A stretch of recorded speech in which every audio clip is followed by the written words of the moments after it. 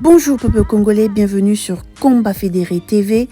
Aujourd'hui, je vais vous présenter la nouvelle rubrique des images d'actualité congolaise. À la une, les FARDC dénoncent les attaques rwandaises, tandis que le commandant des armées est allé regarder un match au Maroc. Le grand remplacement s'intensifie à l'est de la RDC. Témoignage d'un frère de Béni sur l'état de siège. Abonnez-vous, actionnez la cloche des notifications pour ne rien rater. Abonnez-vous, likez et partagez. Jingle.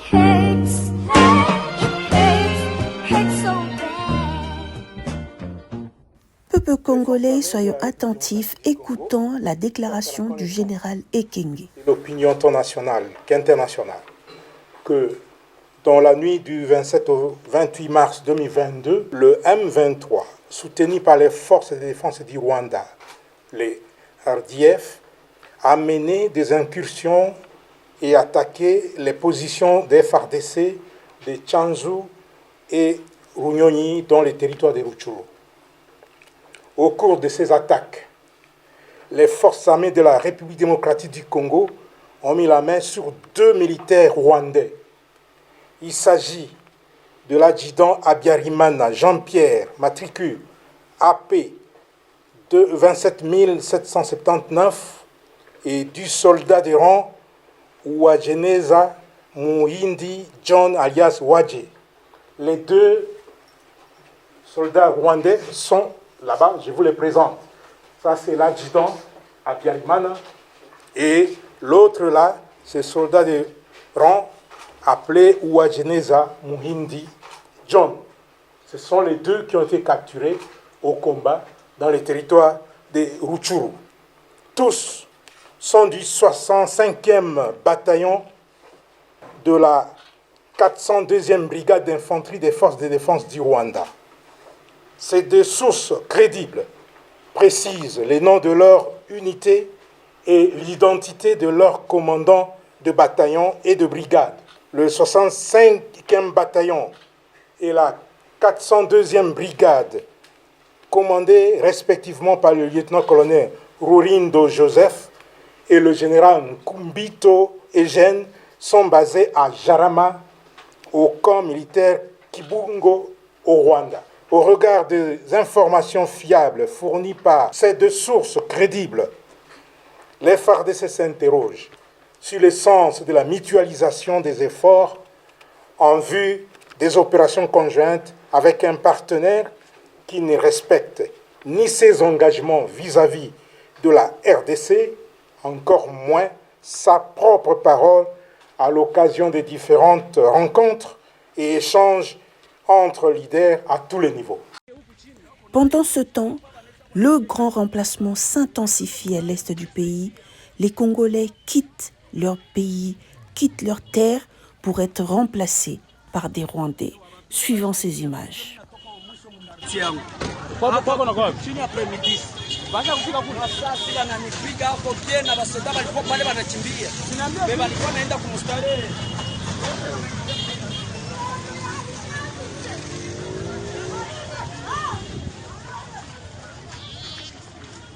Hali yote ile moshe MM iko kabisa determine.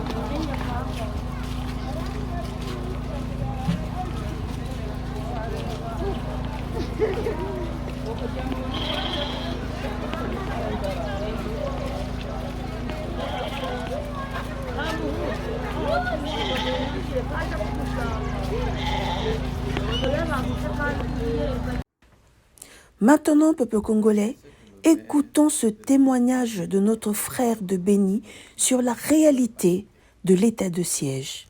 Écoutons. Depuis le début de l'état de siège, il y a déjà eu 2088 morts.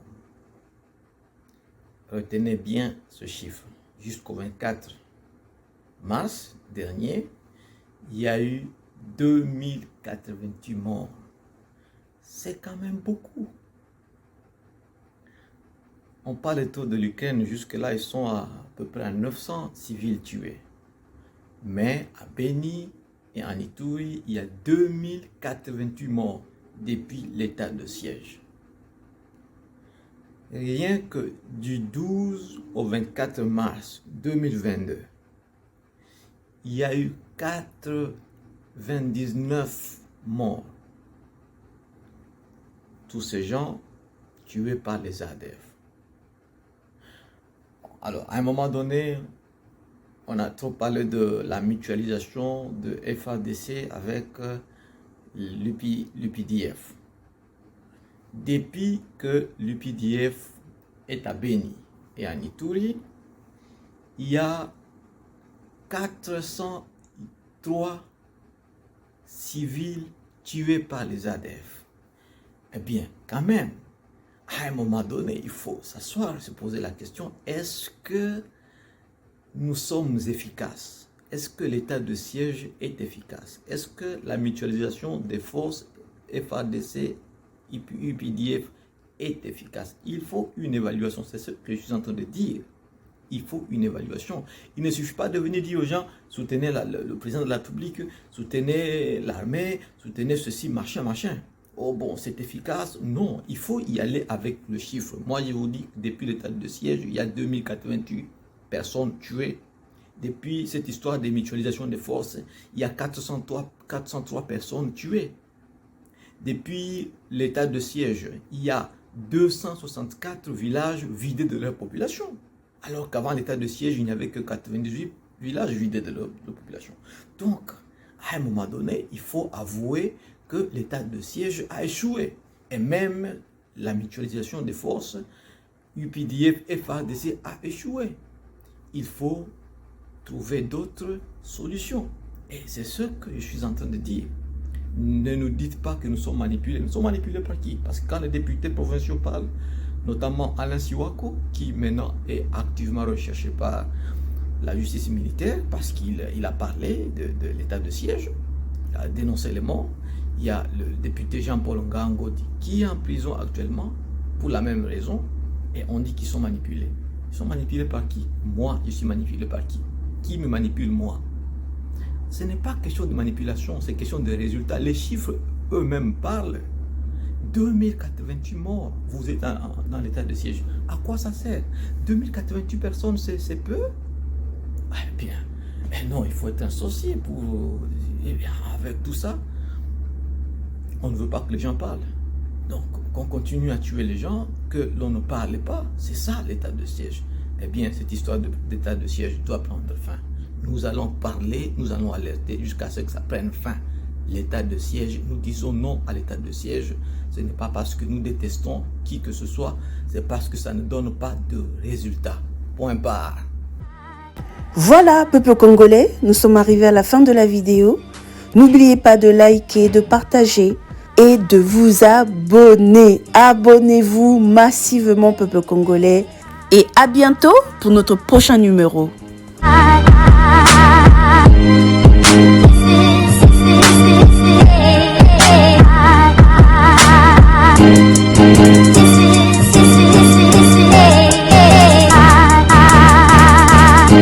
This is